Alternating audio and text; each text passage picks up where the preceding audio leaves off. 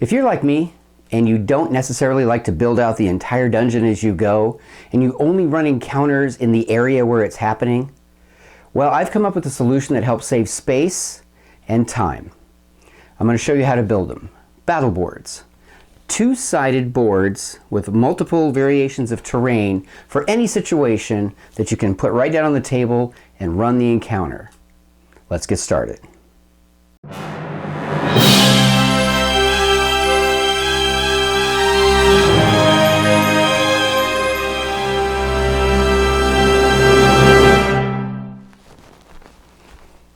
Here's some examples of how you can use them pretty effectively. So, you can use the dry erase markers or wet erase markers to plot your room out.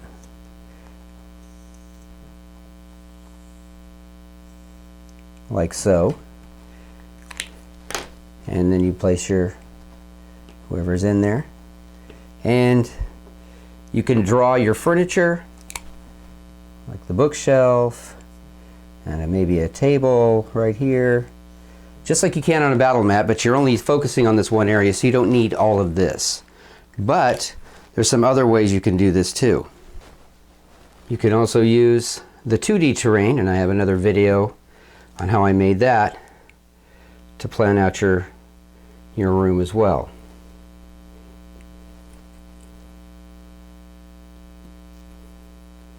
Like so. And then with that, you can also use your 3D terrain if you choose. Like that. But also, you can use just corner pieces to represent the limits of the room.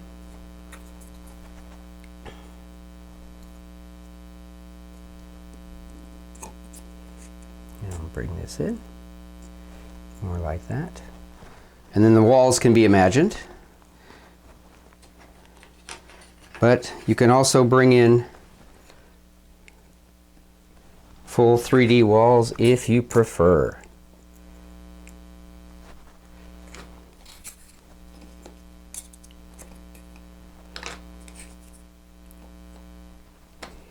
Like so. So there's a variety of ways you can use these battle boards. Now I'm going to show you how to make them. The materials you need for this build are fairly inexpensive, if not free sometimes. I use a piece of 12 by 12 board for mine, the thinner cardboard. And then you just need whatever the terrain pattern that you want to use. I'm going to do a dungeon floor along with outdoor wilderness. And if you use 12 by 12 like I do, you only need 3 of these, because 2 take up most of it, and then you just need to cut a strip for the very bottom. And then all you need to do, once you've cut it out, is just use your glue stick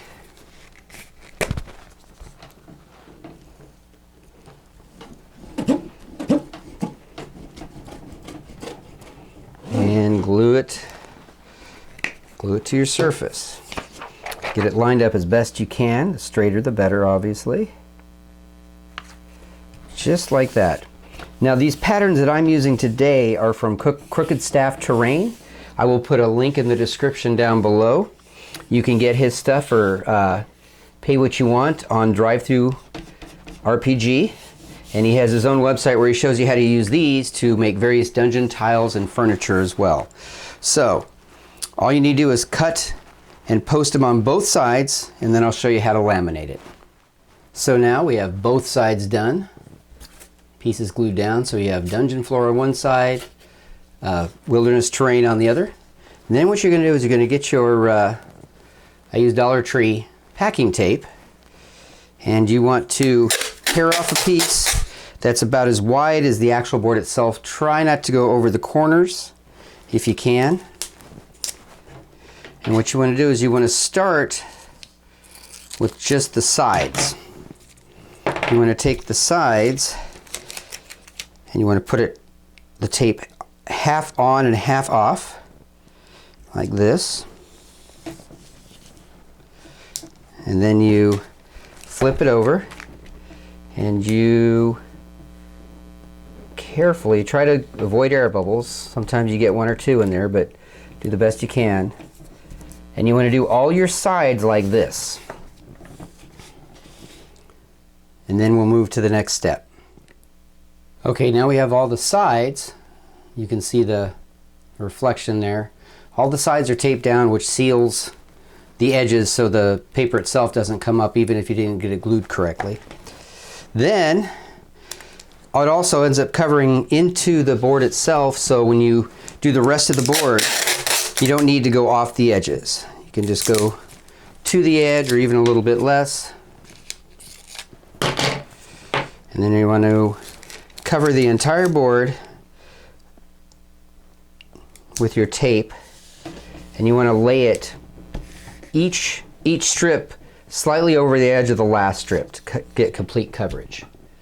And you just do that with both sides. And there you go. A battle board, two-sided, ready to go. And I've made a bunch. This is approximately 7 of them, and this is all the space they take up, because I use these in my my Dungeons Masters kit, which was, I believe, the last video I did, showing you how to put together a travel kit, so when you have to run a game somewhere else, you're ready to go. These fit perfectly in the bottom, and they take up practically no space, and have a huge variety of terrain to choose from. And you can combine them. You can put the two different outdoors together to make like a swamp into a meadow. You can put the dungeon floors together to show the transition from one type of dungeon to another, room by room. So there you go. If you have any questions, put them in the comments below. Don't forget to like, subscribe, and hit the bell icon so you know when new videos are put up. So until we talk again, may all your rolls be natural 20s. Thank you for watching.